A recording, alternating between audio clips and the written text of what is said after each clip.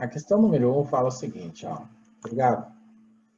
Podemos afirmar sobre o conceito de backtest, que é um modelo de simulação de perdas financeiras em cenário econômico crítico, através de expressivas variações dos preços dos ativos e derivativos que compõem uma carteira.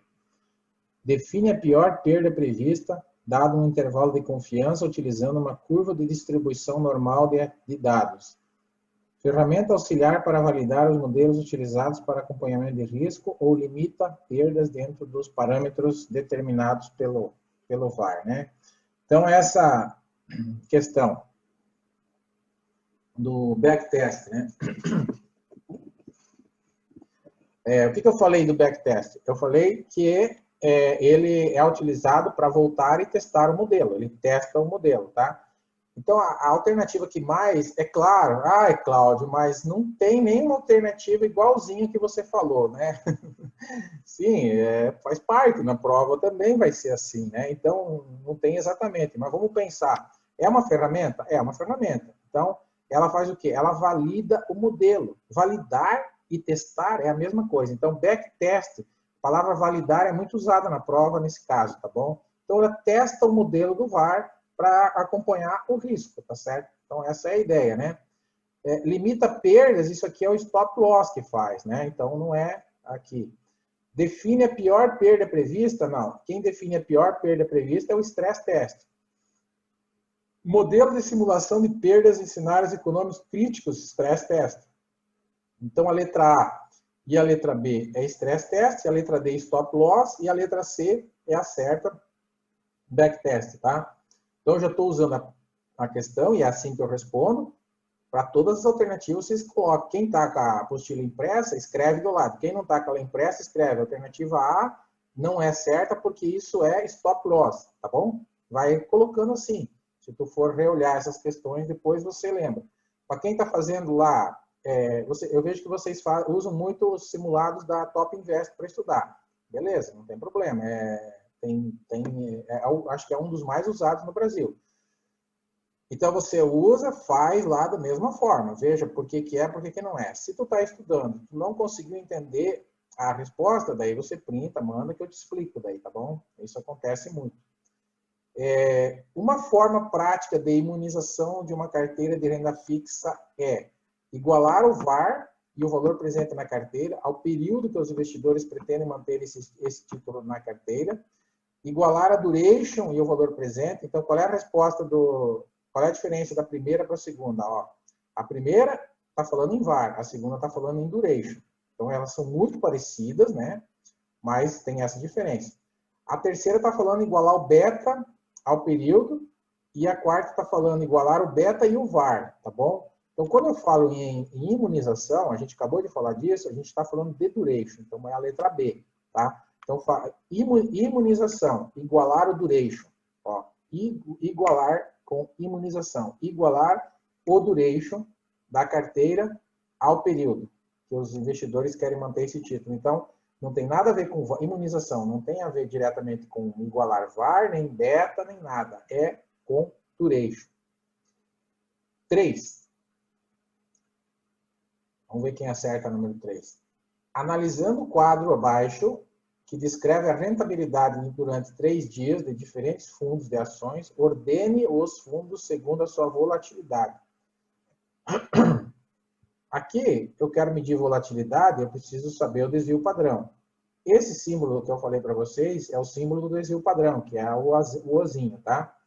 Então, eu quero saber qual que tem mais risco entre A, B e C. Mais volatilidade, né?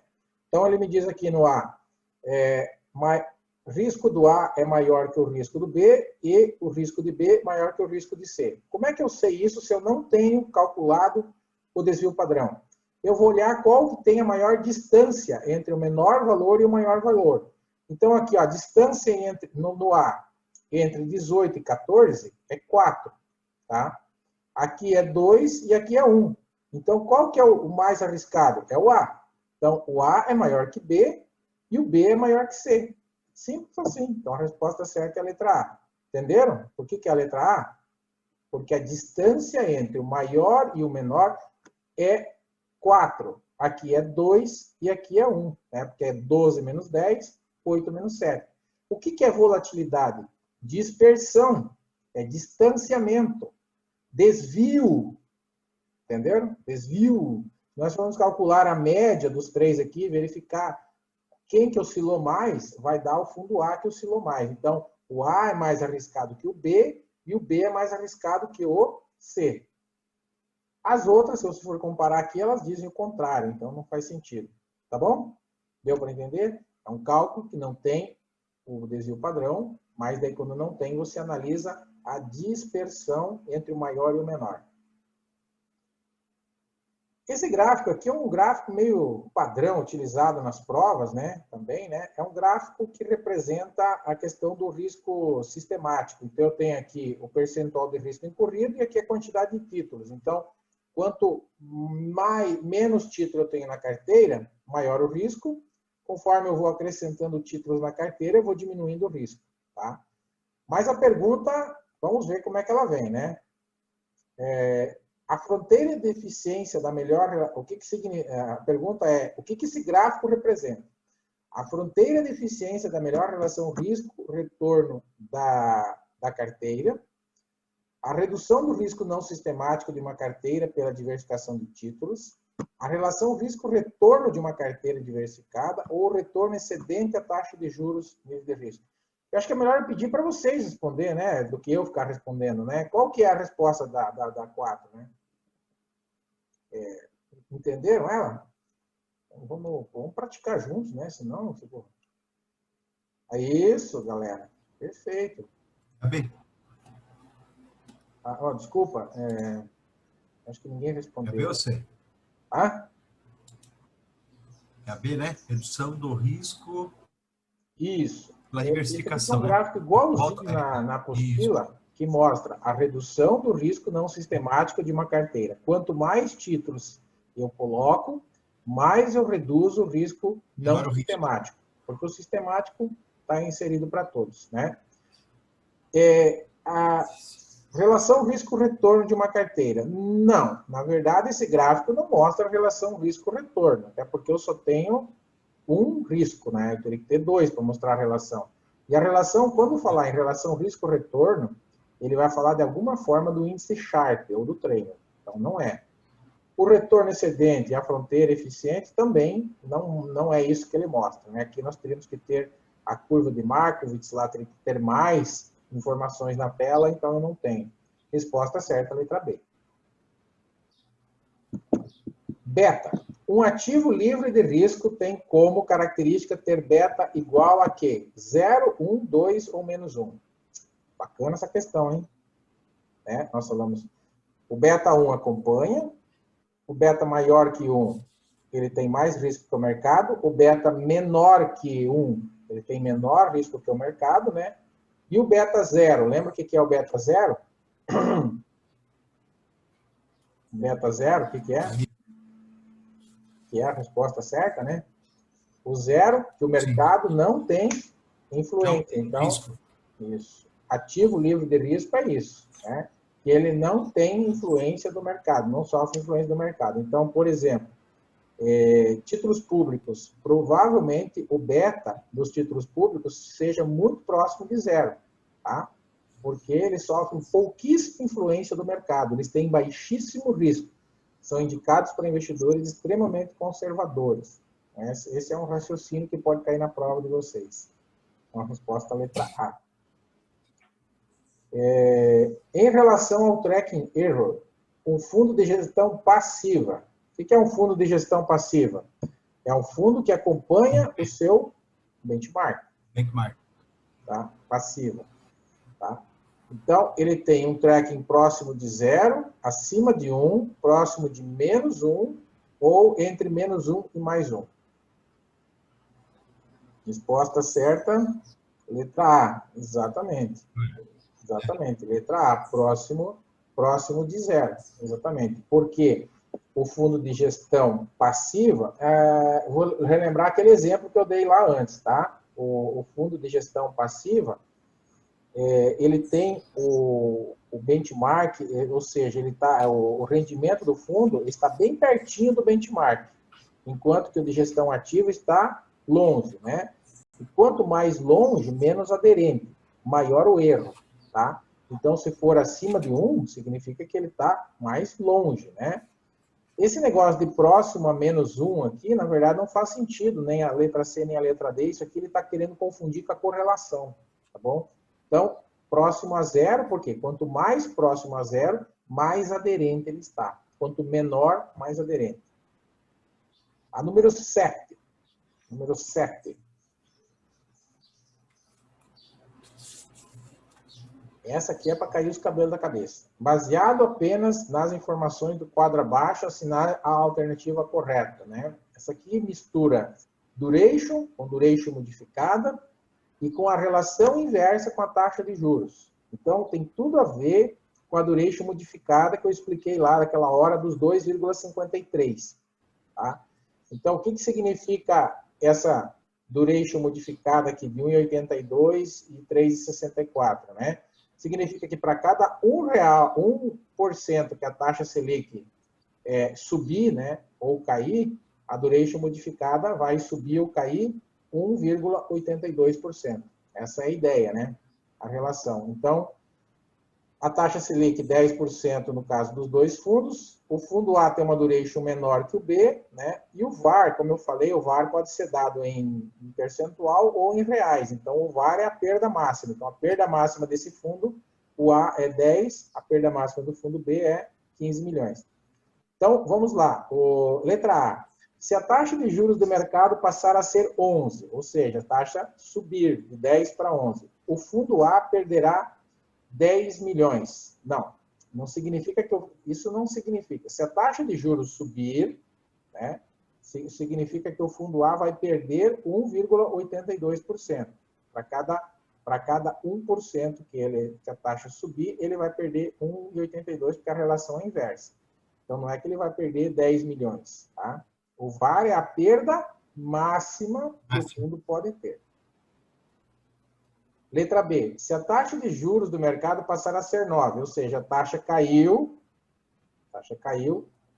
o fundo vai ganhar. Sim, mas ele vai ganhar 3,64% para cada 1% que a taxa cair. Não vai ganhar 15 milhões. 15 milhões é a perda máxima. Tá? Então, aí está errado. Então, corrijam aí.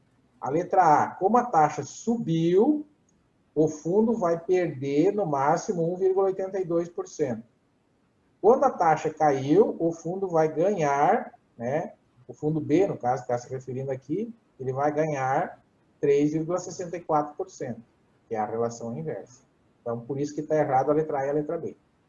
A letra C, que é a certa, se a taxa de juros do mercado passar a ser 9, o fundo A apresentará uma valorização. Exatamente o que eu acabei de explicar. Né? Aqui está certo. Ó. Então, a taxa caiu 1% e o fundo vai apresentar uma valorização na cota de 1,82%. Então, para cada 1% que a taxa cair, o fundo vai apresentar uma valorização de 1,82%. Bacana. Por que a D, então, está errada? Porque a taxa subiu para 11, né? E o fundo vai apresentar uma valorização. Não. Vai apresentar uma desvalorização, porque a relação é inversa. Se a taxa subiu, o fundo vai cair 3,64. Sempre pensar que duration e taxa de juros têm relações inversas. Tá? Por isso que é a letra C. Se você não entendeu agora, não tem problema. Depois você volta o vídeo, que eu vou te passar a gravação, daí você escuta e analisa de novo. Sugiro também que vocês procurem outras questões sobre duration modificada na internet ou nos simulados aí para você resolver, para você tentar entender. Tá? Se vocês acharem questões, mais questões sobre duration modificada, aliás, printa e manda para mim, né? E geralmente essas questões que os alunos me mandam, depois eu dou uma incrementada nelas e jogo nos meus simulados também. Então, cada vez, né, que eu falei para vocês, né? Eu estou construindo, eu estou com 1.700 questões de simulados na minha plataforma, né? O meu objetivo é chegar em umas 5.000, junto com as da CEA, né? Que agora eu tenho. A da CEA, não sei quantas tem, tá? Mas eu já estou com mais de 2.000. Justamente, então, eu tenho que fazer um banco de questões para depois construir tudo isso junto, misturado, fazer um pacotaço. 8. Compare os fundos de investimento abaixo e determine qual seria a sua tomada de decisão sobre um investimento, considerando apenas a relação risco-retorno. Agora sim, ó, considerando relação risco-retorno é o Sharpe, né? Então, tem que comparar esses bichinhos aqui, beleza? Fundo A tem um VaR 3 e uma rentabilidade 3. Então, o VaR representa o risco e o retorno é dado pela rentabilidade. Beleza? Então, vamos lá. Qual que é a resposta certa aqui? O investidor prefere o fundo A em relação ao fundo B e prefere o fundo C em relação ao fundo B. Por que ele está perguntando isso? Por causa daquela relação de dominância que eu expliquei para vocês, né? Aqui eu tenho 3 de risco, aqui eu tenho 3 de risco. Mas aqui eu tenho rentabilidade maior. Então, eu escolho entre A e B. Qual que eu escolho entre A e B? A. Claro, vou escolher o A. Ele me dá mais rentabilidade para correr o mesmo risco. Sim. Está cortando um pouco a tua fala, Valmir, mas... É isso aí mesmo. É isso aí mesmo. E... risco igual, rentabilidade maior, né? Isso, exatamente. E prefere o fundo C em relação ao B. Por que isso? Por que eu prefiro o C? Gente, o C, ele me dá 2% de risco para uma rentabilidade igual, né? Então, é o inverso do A e do B. O B tem um risco maior para me dar a mesma rentabilidade. Então, a letra A está certa por isso, entendeu? Eu prefiro o A em relação ao B, o C em relação ao B, tá? Beleza? Daí, as outras justamente... prefere o B em relação ao A, não, né? As outras são contrárias ao que a gente disse no A, então não tem sentido as outras, né? Então, ficamos com a letra A, tá bom? Então, essa Ótimo. é a forma de analisar. O VaR representa o risco e o retorno representado pela rentabilidade, e eu tenho que comparar qual que uma domina o outro. 9. Saber a convexidade de um título de renda fixa é importante para conhecer os efeitos, né? No preço dos títulos, em função da mudança na taxa de juros do mercado, independente de sua intensidade ou formato na curva de juros. Quando eu falei para vocês sobre intensidade, a gente falou que o formato da curva que vai dizer qual é o impacto dos juros na formação do preço. Então, não é independente da sua intensidade ou formato da curva, depende sim da curva de juros. Então, essa aqui que é certa, ó, no vencimento dos títulos, em função de mudança nas taxas de juros e em função da sua intensidade e formato. Então, é importante conhecer os efeitos da curva de juros, sim, né? Porque isso vai mexer no preço. Então, a letra A não é, porque está falando independente da sua intensidade ou formato. A letra C não é, porque diz assim, que no cupom de juros de títulos em função de mudança da taxa de juros de mercado, independente, de novo, está falando que é independente, tá? E cupom também não tem nada a ver, o negócio é no preço. E aqui fala no valor de face e, de novo, independente. Então, são duas coisas erradas, né? Não é no valor de face, né? É no vencimento dos títulos, né? Então, aqui, e independente. Então, essa é a palavra-chave aí. Depende, sim. Então, o preço depende, sim, da curvatura de juros. 10. Dos itens abaixo, assinale aqueles que têm relação inversa com a duration. Questão muito parecida com o que eu coloquei lá nos slides, né? Qual que tem relação inversa com a duration? A taxa de juros de mercado e cupom de juros, a duration modificada e cupom de juros, a duration modificada e vencimento do título, ou a taxa de juros e a duration modificada. Então, essa é a questão 10. Qual que é a certa?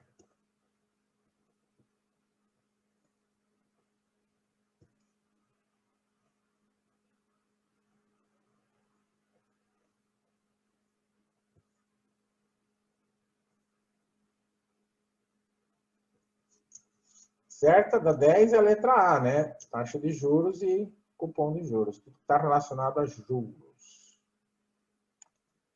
Número 11. O princípio da dominância da carteira baseia-se na seguinte premissa. Princípio da dominância. Quando um domina o outro. O risco domina a rentabilidade ou a rentabilidade domina o risco.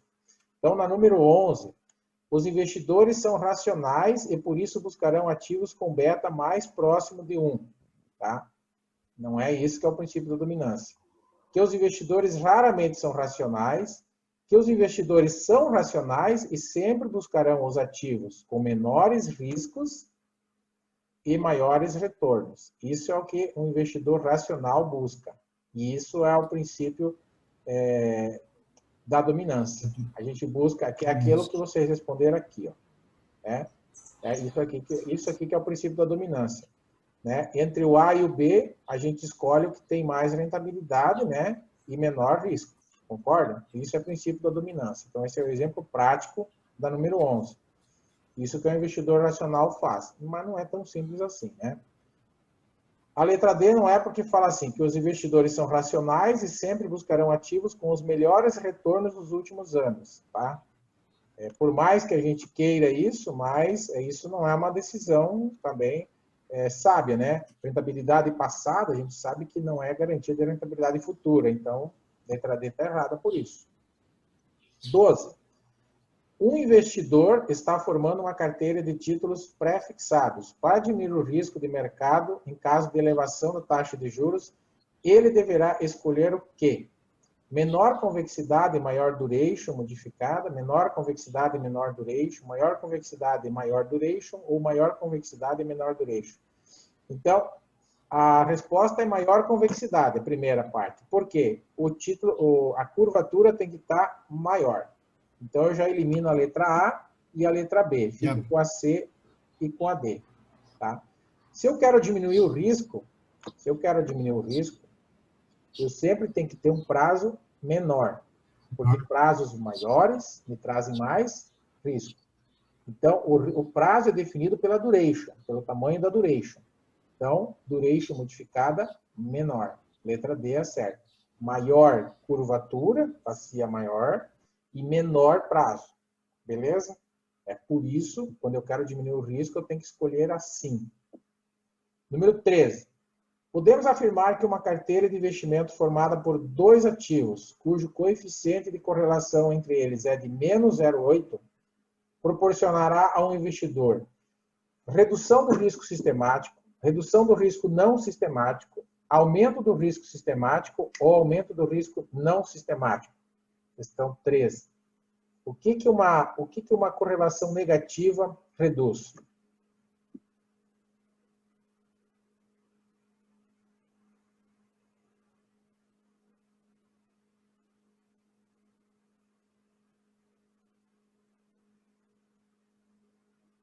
Sistemático, aquele presente para todos, pandemia. Não sistemático, setorial. Resposta certa, a letra B, né? Porque o risco sistemático não tem como reduzir.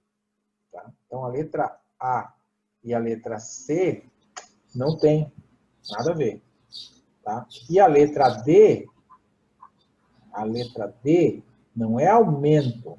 Eu estou colocando justamente correlação negativa, ou seja, quando um sobe e o outro cai, justamente para reduzir o risco, não para aumentar o risco.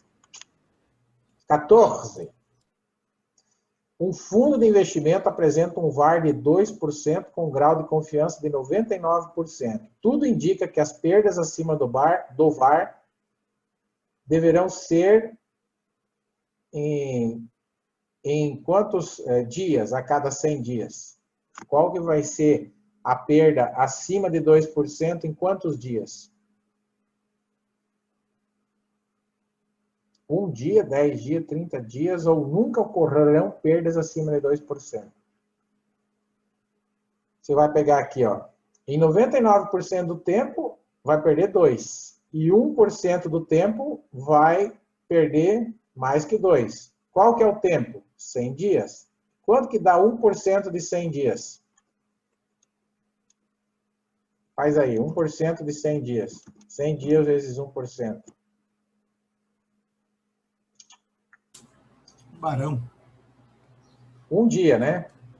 Resposta certa, 1 dia. Como é que faz essa conta? 1% vezes 100 dias, um dia, tá bom? Ou seja, o que significa isso?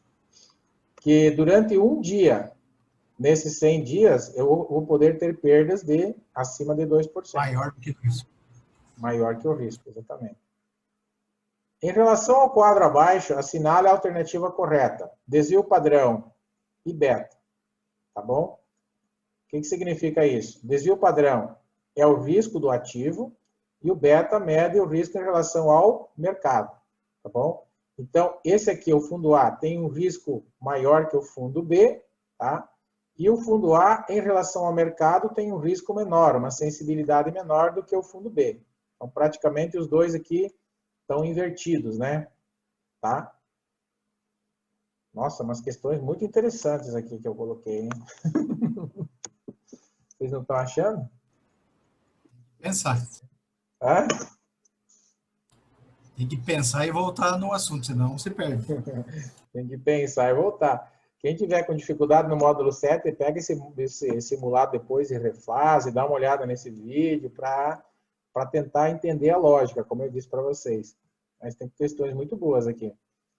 Então vamos lá, né? Eu já dei o spoiler do quadro, né? Agora vamos tentar responder, né? O que significa isso? A ação A tem menor risco total do que a ação B, tá? Porém, o seu risco sistemático é maior. Olha só, a letra A está errada por quê? O que é o risco total? Né? É esse aqui, ó. Então, a ação A tem menor risco? Não. O A tem maior risco. E o risco sistemático é maior? Não, o risco sistemático é menor. O beta mede o quê? Risco de mercado sistemático. Risco de mercado sistemático, que é o que acontece no mercado. Então, ele é menor. Está tudo errado, está tudo invertido aqui, né? A letra B. A ação A tem um risco maior. Sim, 35 contra 15. Anota aí. E do que B, porém, seu risco sistemático é menor. Claro, o risco sistemático é 0,8. Se o mercado cair 1%, a ação A cai 0,8 e a ação B cai 1,5. Então, ele tem um risco de mercado menor. Tá? A letra B é certa. Letra C. A ação A tem risco maior. A ação A tem maior risco não sistemático e o B, porém, do que a B. Porém, seu risco total é menor. Né? Não, o risco total não é menor, é maior, 35%. Então, já anula essa aqui. E a D, a ação B tem menor risco não sistemático que a ação A, porém seu risco total é maior. Não, o risco total não é maior. E outra coisa, nessas duas aqui, o beta não mede o risco não sistemático, anota aí, o beta mede o risco sistemático. Aí se você não lembra o que é risco sistemático, você lembra da pandemia, e daí você já sabe o que é sistemático. Afeta todo o mercado por completo. E não tem diversificação que resolva. Você tem a opção de comprar 2 títulos, com as seguintes duration modificada. Título A, 5,30, título B, 3,50. No caso de um cenário econômico favorável, o maior ganho esperado será do título B ou do título A?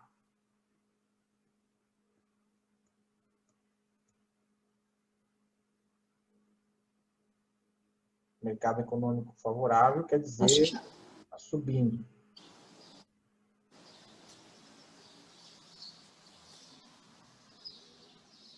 Certo?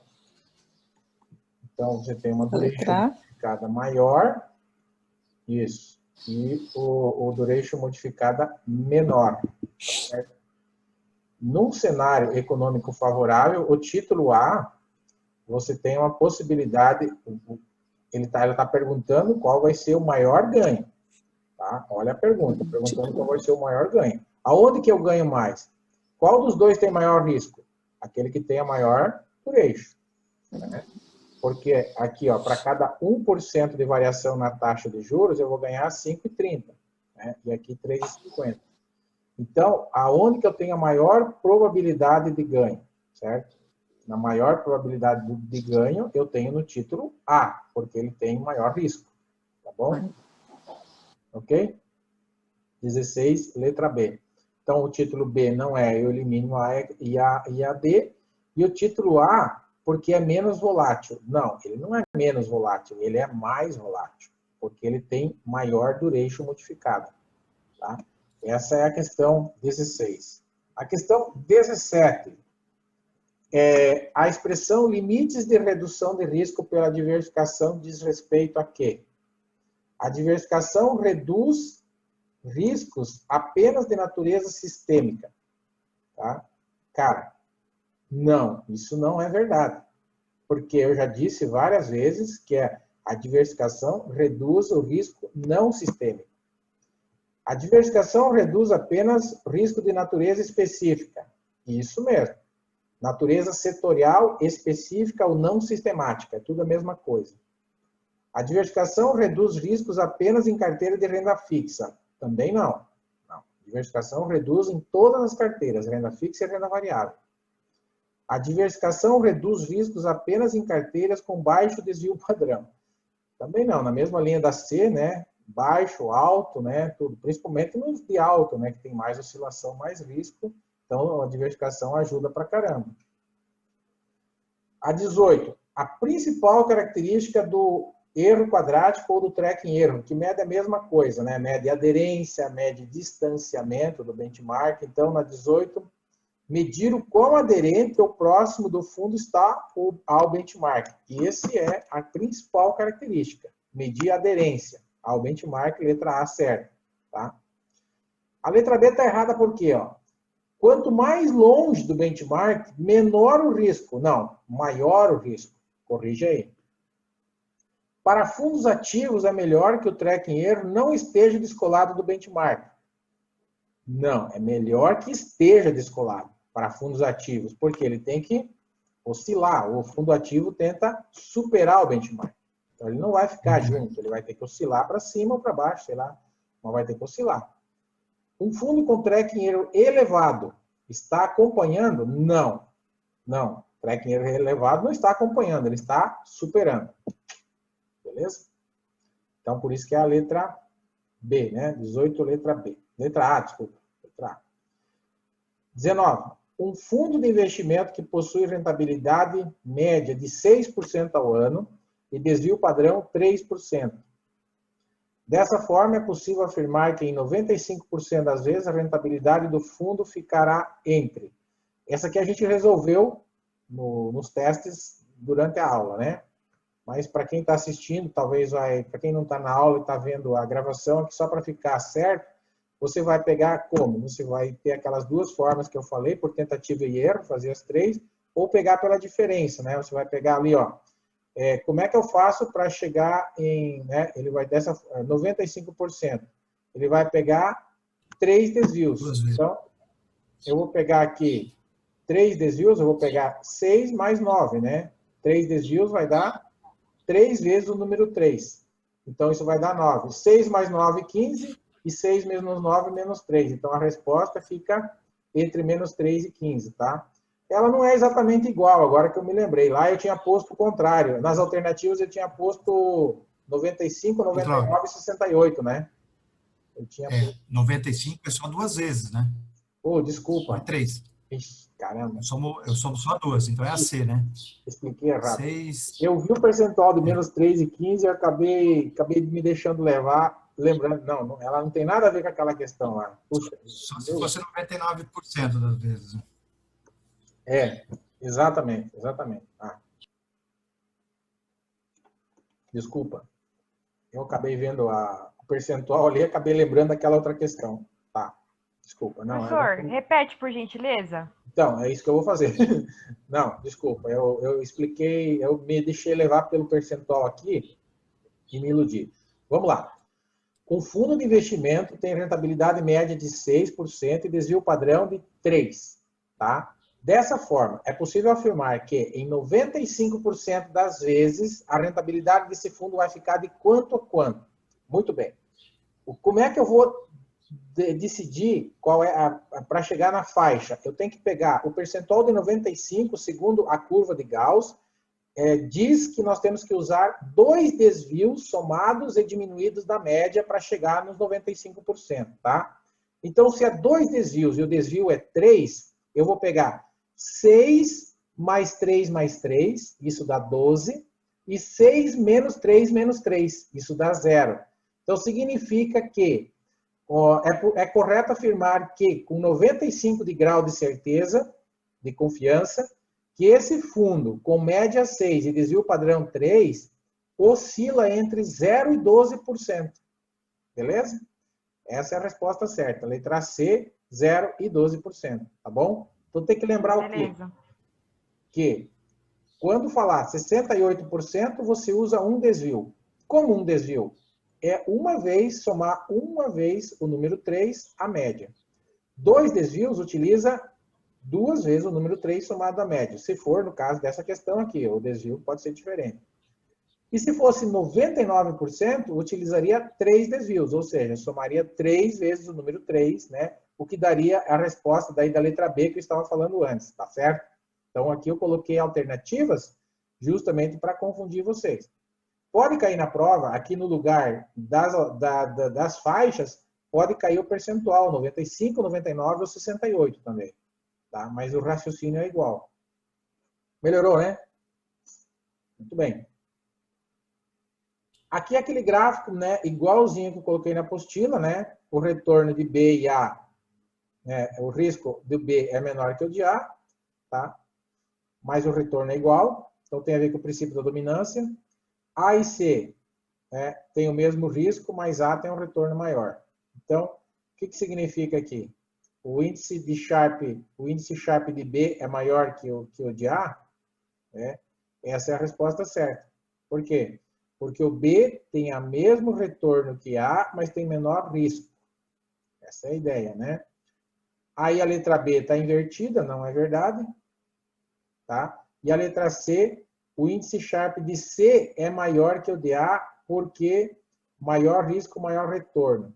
O C, ele tem menor risco que o de A, né? O A está mais para cima, ó, tá? E o fundo A tem índice Sharpe menor que o C, porque tem mais risco. Na verdade, ele tem mais risco e maior retorno, mas falar que o índice Sharpe dele é menor, não, o índice Sharpe dele é maior, justamente porque ele tem aqui, ó, ele tem mais rentabilidade, tá? Ele está mais para cima, né? O fundo A tem índice Sharpe menor que C, porque tem mais risco, né? Mais risco. Não é por isso, né? Ele pode até ter um Sharpe menor, mas não porque tem mais risco. Se ele tem um Sharpe menor, é porque ele tem geralmente menor risco, e não é o caso aqui. Essa é a confusão que eles vão querer. Conceito aqui por trás, princípio da dominância. Quando eu tenho 2 investimentos com a mesma rentabilidade, eu prefiro o que tem menor risco. Quando eu tenho 2 investimentos com o mesmo risco, que é o caso do A e o C, eu prefiro o que tem o maior retorno. Sempre assim. Isso são investidores racionais, decidem assim. Sobre risco de crédito agora, né? Risco de crédito, questão 21. A nota de rating é dada por agências e se for AA é mais arriscada do que AAA. A número 1 está certa? Analisem comigo, daí a gente vai respondendo juntos. Número 1 está certa? Ah, correto. Tá. Correto. Sim. A número 1 está certa. O AA tem mais risco. Claro que não é um risco, né? Mas tem mais. Está faltando um A. Número 2. As ações só possuem esse risco quando compramos com o intuito de tornar-se sócios. Não tem Não. risco de crédito, né? Esse risco quando compramos com o intuito de tornar-nos sócios. Acho que não. Não, sei. também. Achei meio estranha essa definição.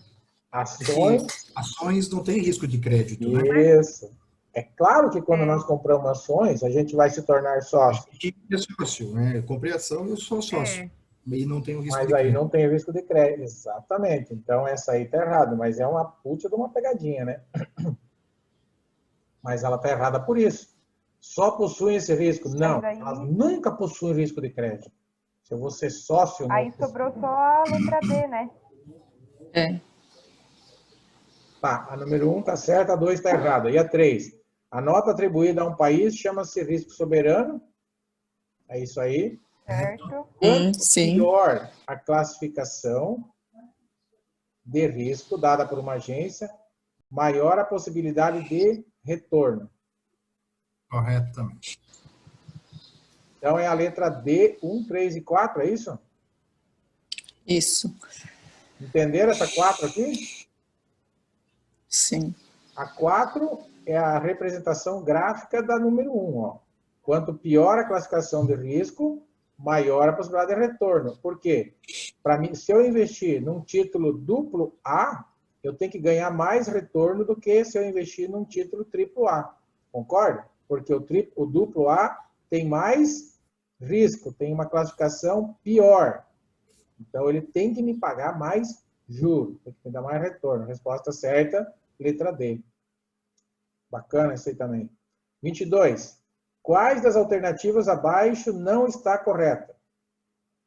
Uma carteira com beta maior que 1 corre menos risco do que o seu benchmark. Isso é verdade? Uma carteira com beta...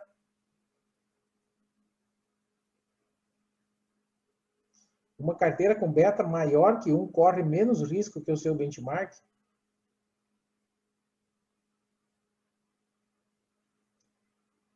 Se eu tenho um beta 1,5 e o mercado cair 10%, quanto que o meu vai cair? Lembra desse raciocínio? O meu vai cair 15%, porque Sim. o beta é maior que 1. Então, essa aí está Sim. errada. Tá bom? Então, a número 1 está errada. Número 2. O índice Sharpe usa o desvio padrão no cálculo e quanto maior, melhor a relação risco-retorno.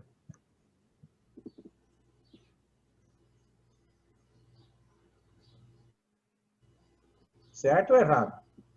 Sei.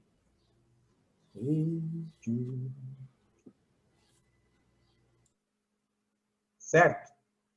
Né? Vocês viram que essas questões aqui são bem chatinhas, né? 1, 2, 3 e 4, né? E aí tem que... Se somarmos 2 desvios à média de um investimento, teremos 95% de grau de confiança. Isso é certo ou errado? Verdadeiro. Certo. Verdadeiro. Certo. Legal, obrigado. A 2 e a 3 estão certo e a 1 está errado. 4. Quanto menor o tracking, mais aderente o fundo é ao benchmark. Sei. Certo. Claro. Então, aí eu quero saber qual não está certa. Então, só a 1. Resposta à letra B. Beleza? Cuidado com essa aqui, ó, 2, 3 e 4. Essa aqui está certa. Né? Essa aqui são as certas, mas cuidado que a pergunta pede qual Vê o não. não lá? Hã? Se não vê a palavra não lá, já vai responder assim. Verdade. Sim, eu estou só alertando para isso, porque a gente vem num batidão de responder as certas. E daí cai numa dessa aqui que inverte a lógica. Daí, se tu não está prestando atenção, é fácil de errar, né? De cair numa pegadinha.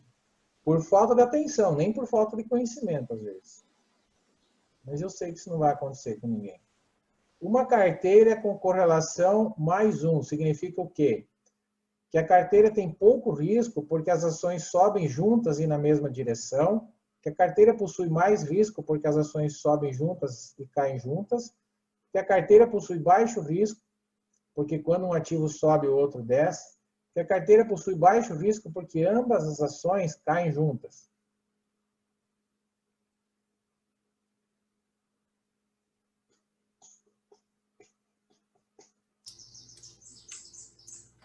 E aí? Mais risco, né? Correlação positiva representa mais risco.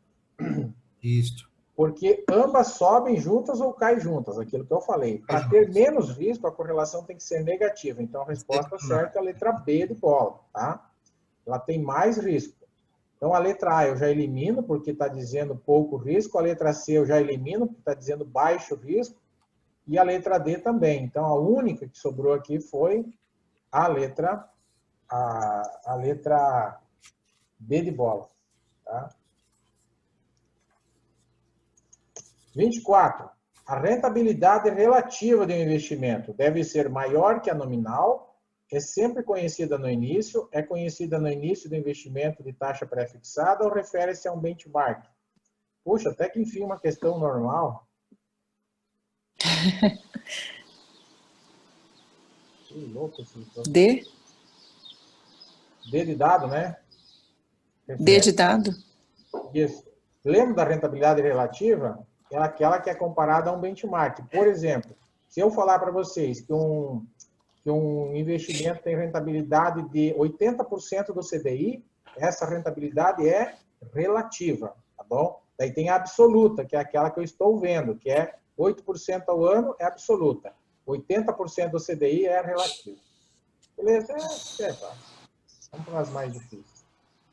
Observe o quadro abaixo e perceba que nenhum dos ativos domina o outro, já que um tem maior retorno e outro menor risco. A taxa Selic está em 1%. Como decidir qual o melhor investimento? 25. Calcular o índice Sharpe e decidir pelo fundo A porque tem a melhor relação risco-retorno. Né? Pode ser, né?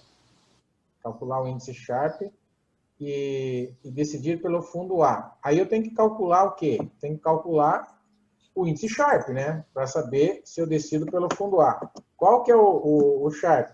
33 menos 1 dividido por 6. O Sharpe do A é 5,3, tá? E o Sharpe do B vai ser 25 dividido por 4. 6,25. Então, o melhor Sharpe é o do D. Então, a resposta B. certa é a letra B. Calcular o índice Sharpe e decidir pelo fundo B, porque tem a melhor relação risco-retorno. Risco-retorno. Então, o A está errado porque o A tem um Sharpe menor. Depois vocês calculam aí para chegar na conclusão. Né? Mas, na verdade, como que calcula? Você pega o retorno menos a taxa Selic e divide pelo risco. Letra C. Calcular o índice Sharpe e decidir pelo fundo A porque tem retorno maior. Ele tem retorno maior, mas calcular o Sharpe dele é menor. E qual é a regra do Sharpe? Quanto maior o Sharpe, melhor. Bom, então a C não é. Optar pelo fundo A porque o seu índice Sharpe é maior que o do fundo B. Já disse que não, né? O Sharpe tem 5,3 e o B tem 6,2, tá? Tá bom? Depois vocês calculem aí para chegar nesses valores. 26. Veja o ranking abaixo, publicado no último dia de determinado ano de fundo de investimento de renda fixa ativos e determine o mais arriscado. Fundo A, B, C ou D. Qual que é o mais arriscado? Né? Coloquei 4 indicadores aqui para definir qual que é o mais arriscado. Gente, o que determina risco? Né? D. O Sharpe faz a relação risco-retorno. Então, aquele que tem o menor Sharpe tem a pior relação risco-retorno, ou geralmente tem maior risco. Tracking, quanto maior, mais arriscado. VAR, quanto maior, mais arriscado. Duration, quanto maior, mais arriscado. Né? Ou seja, o VAR de 3, tracking de 5, né? O Sharpe aqui 2,5 ficou no meio e o Duration 4. Com certeza o D é a resposta certa. D. Entenderam por quê? Porque tudo é maior, né? Sim. Né? O cara corre, ó, um VAR de 3%, quer dizer, esse é o risco máximo de perda, então significa que tem um risco maior. Ele quer saber qual é o mais arriscado, tá? Show, né? 27. Com base na matriz de correlação abaixo. Isso aqui tudo são números de correlação. Pode ver que eles vão de -1 a +1. Indique a melhor combinação de 2 ativos para compor uma carteira que busca diversificação de risco não sistemático. Então, nós vimos falando desde lá dos primórdios que para uma carteira diversificada eu tenho que ter ativos com correlações mais negativas possíveis. Não é verdade? Tá? Então, qual que são os 2 aí que dá uma combinação nesse sentido? Mais negativa possível. A com B, A com C, B com C ou B com D? Qual que tem uma combinação mais explosiva aí? Aquele que tem a correlação mais negativa. Quais que tem as correlações mais negativas? Eu tenho que comparar aqui a linha com a coluna, né? Ó, A com B. O A, mais 1,2. E o B, 0,2. Isso aqui é uma correlação boa? Não, né? Não. Não, porque o A está com positivo 1. E o B, menos 0,2. Tem coisa melhor. Pode até ser, mas tem coisa melhor. Por quê? A letra B, ó, A com C, mais 1,2 e menos 0,9. Concorda que essa é uma combinação melhor? Porque está mais próximo de menos 1 do que o 0,2. Então, a resposta certa é A com C, tá bom? B com C também não, ó. B com C, tá? 0 está muito baixo. B com D também não, ó. B com D, ó. Né? Os dois são negativos, ou seja, os dois caem junto ou sobem junto, né? Nada a ver. Então, melhor combinação A com C. Questão também super, super fácil, né? Acho que não. Mas pode cair. Só que não. 28. Determinado gestor comprou contratos de dólar futuro e vendeu 5 dias depois, alegando que essa operação atingiu o limite estabelecido por sua área de risco. Tá? Atingiu o limite de risco. Tal gestor agiu errado, pois eliminou a chance do futuro recuperar a perda, do fundo recuperar a perda, utilizou a estratégia de alavancagem, seguiu a política do stop loss ou usou o mecanismo do stress test. O que ele fez aí? Ele saiu da operação porque atingiu o limite de perdas. Estava sufocado já, perdendo bastante. Ele usou o quê? O stop loss, parar de perder. Então, letra C. Ele seguiu a política do stop loss, parar de perder. 29. Sua expectativa é de queda na taxa de juros, objetivando o maior lucro possível. Você compõe sua carteira como? Tá? Expectativa de queda na taxa de juros. Como que você compõe sua carteira? Ativos pré-fixados de longa duração. Ativos pré-fixados de duração curta. Ativos pós-fixados de duração longa ou ativos com duração modificada igual a 0, na 29. Se eu acredito na queda da taxa de juros, o que se dá bem na queda da taxa de juros? O pré ou o pós? Sempre o pré-fixado se dá bem com a queda da taxa de juros, tá? Pré-fixado. Então, eu elimino a C e eu elimino a D. Fico com a A e com a B, tá? Para ter o maior lucro possível, eu opto por duração longa ou por duração curta, né? 29. Duração... Longa. Eu tenho aqui ativos pré-fixados de duração longa ou duração curta. Objetivando o maior lucro possível, eu escolheria a duração longa, né? Porque daí eu estou mais tempo exposto ao risco, tá certo? Eu acho que o gabarito está dando letra B, né? Mas é a letra A, certo? Aí depois eu mudo aqui. Deixa eu até acertar, marcar isso. E a última, analisando a duration e a convexidade de um título de renda fixa, podemos afirmar que, diante de uma elevação na taxa de juros de mercado, o efeito de queda no preço do título será maior quando? Então, esse aqui tem a ver com a convexidade. Quanto maior a curvatura, maior o efeito da taxa de juros no preço do título. Então, já respondi a questão, né? Quanto maior, né, a convexidade, maior o efeito, né? Ele quer saber aqui, diante de uma elevação na taxa de juros, o efeito de queda no preço do título será maior quando? Então, como tem relação inversa, né, o efeito maior será na letra B, quando a convexidade do título for menor. O efeito de queda será maior quando a convexidade for menor. Esse cara, o efeito de queda vai ser menor. No outro vai ser menor porque aqui a taxa de juros está subindo, na verdade. Por isso que o efeito é o contrário. Então, a letra B que é a correta. Aqui eu tenho os gabaritos do comentado, se vocês quiserem dar uma olhada. E aqui o gabarito dos testes rápidos. Né?